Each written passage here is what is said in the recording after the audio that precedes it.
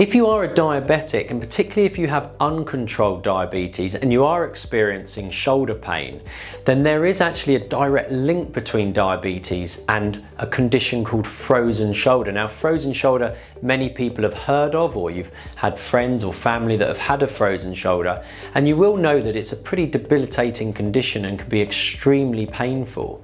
Now, around 2 to 3% of the population get a frozen shoulder, which is actually quite high if you think about it. But if you're diabetic, that goes up to around 17 to 20%.